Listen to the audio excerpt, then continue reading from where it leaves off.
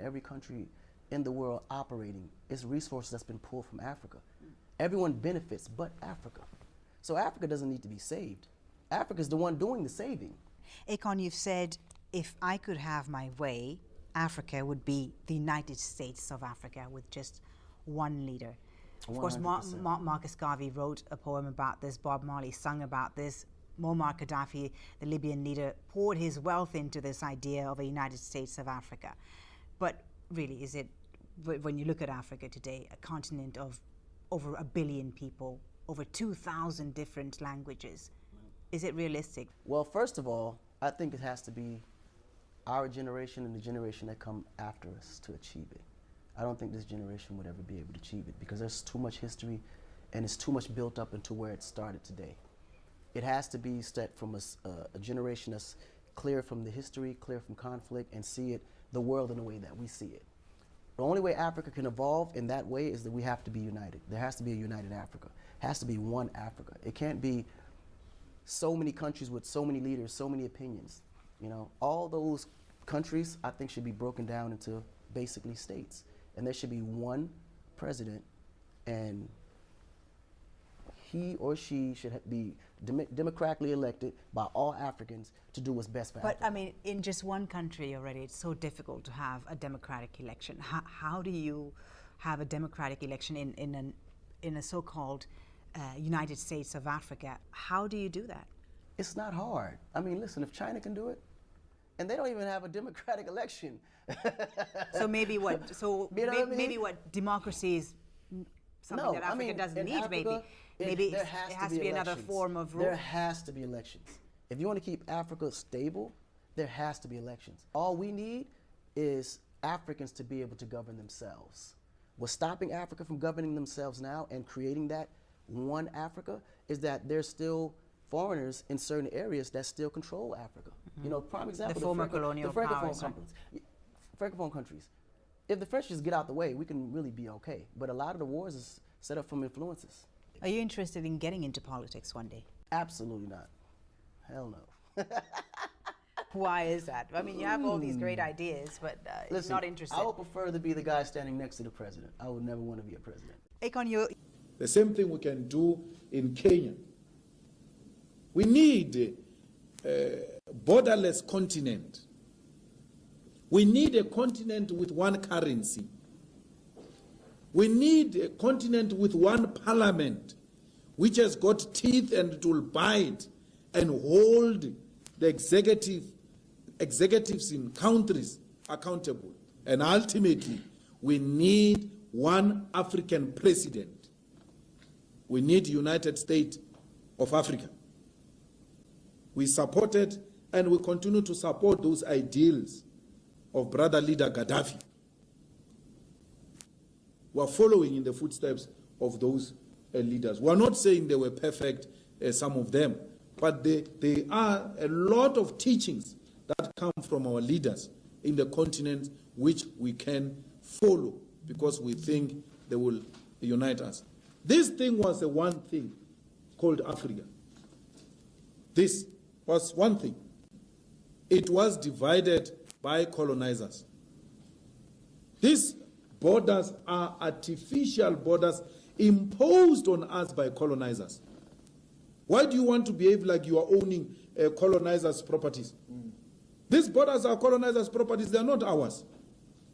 Let us go back to African unity. We want one voice, one Africa. We must stop doing away with African hate, which was... Even after 40 years in power, Libya's Colonel Gaddafi has some bold ambitions. His ideas for African unity involve the creation of a United States of Africa. As thousands of Africans continue to head north in search of a better life in Europe, he also has strong views on immigration.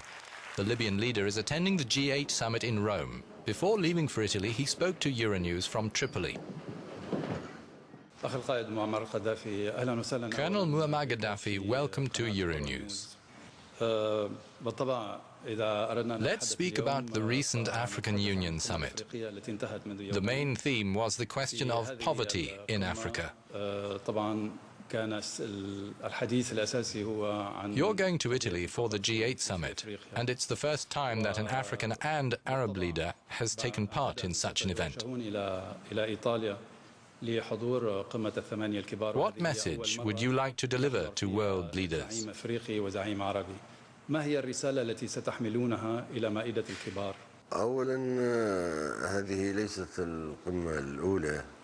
Firstly, this summit is not the first. There have been others too that have attempted to mark Africa's presence.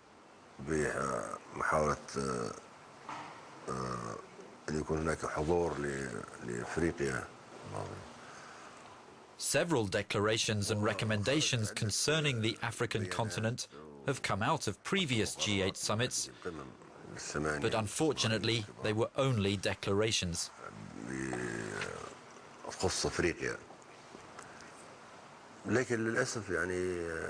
Personally, I don't expect this summit to be any different from previous ones.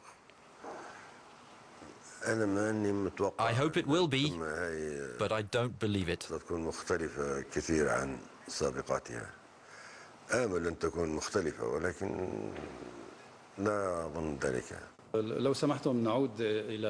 Allow me to speak of Italy.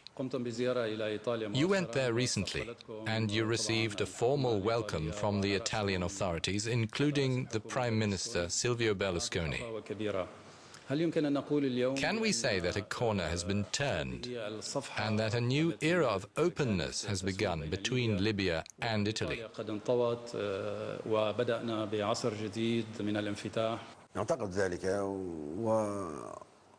Yes, I think so. And it's in both Italy and Libya's interests, as well as those of the Mediterranean basin, Europe, Africa, world peace and cooperation between states. We need to move on from this terrible past to open a new era of cooperation and friendship, to be able to apologize for what happened and compensate people who suffered from the colonial era. And that's what's happened. There have been apologies and compensation has been agreed upon. We can't do better than that.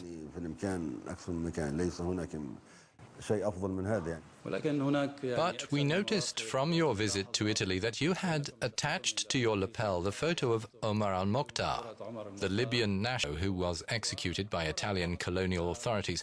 That gesture was perceived as provocative. What did you mean by such a move?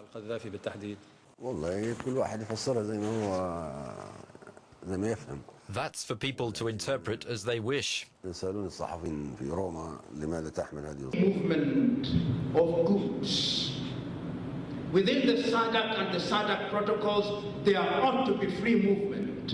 And a country such as Namibia, with a population of no more than 3 million, if no more than 3 million at the very best, how can you realize your potential within intra-African trade? It is through SADC. Namibia can identify her niche, and within SADC, immediately you have 60 million South Africans, immediately you have the Angolan population, you have a market of 100 million. And how do you achieve that? To remove tariff and non-tariff barriers. How do you achieve that? To ensure that there is free movement of labor. How do you achieve that? To ensure that we produce items that can be sold here. You are selling beef to Europe, and the Europeans will ensure that before you sell your beef, they want to know when that cow was born. We now have birthdays for cows. They want to know the anniversaries when the cow was inoculated. In other words, from the cradle to the plate, they want to know the history of your cow. That cow could very well be sold to Malawi. I'm not saying you compromise standards, but I'm simply saying that you have a market here which is unexplored. I'm saying that there are many things that can be done. And if we can achieve intra-African trade even up to a level of 40%, then we would begin to have what one would call hard African currencies. Look at a country within your region such as Swaziland. And I said this before. In my own view, those who are in government should ask themselves, when they are negotiating with a country like China with a population of 1.2 billion, do you think that Swaziland can meaningfully enter into a bilateral relationship with China? It's a joke. It's a joke, with due respect. Why do I say it's a joke? Because you have a population of 1 million, the purchasing population is possibly not more than 1/3, you don't mean anything to China. But if you negotiate the bilateral within the context of SADC, then it begins to make sense. If you begin to negotiate the bilateral, if you are Benin in West Africa and you are negotiating with the European Union, negotiate the bilateral within ECOWAS, then you are protected by ECOWAS. But what happens is that the Chinese are very clever people. They'll always have two agreements. One is the Chinese version, which is the authentic version, and which sometimes has details that you don't have in the English version. So that when it comes to interpretation, they go back to the Chinese version. And you lose 10 out of 10 times. I know the Chinese were building in Kenya one of the roads, and they have this thing. And you know the Chinese are clever. They come with the money, so you can't refuse. They come with the money, they say, they design, they say, oh, no, we design as we build. And when you are designing as you build it, you start with 20 billion, by the time you are finished it's 40 billion. In other words, we must recognize that which is in our best interest. Several years ago, in 1998, as a young student of the WTO rules, I was invited to a meeting in Grand Bassam in Cote d'Ivoire by the office of the Prime Minister of Cote d'Ivoire. And what amazed me is that that meeting was a meeting of French-speaking West African countries guided by France on what position the France and the French-speaking countries were going to take at the high-level conference in Seattle in the United States of America. How? It means, therefore, and when you go there, you find the Japanese have a delegation of 200 people, with 10 of them in agricultural subsidy on tomatoes and onions and rice, and Africa has a delegation of 5. 3 of whom have no idea what WTO is. And we have a duty in our institutions of higher learning to also create a generation of Africans and Namibians who are not looking for employment, they are creating employment. And it can be done. Let us create employment. What are you doing? And I'm running myself, we are launching an African program where I'm telling young Africans, go home and create employment for 5 others. Go home so that when the government is talking, you are also contributing.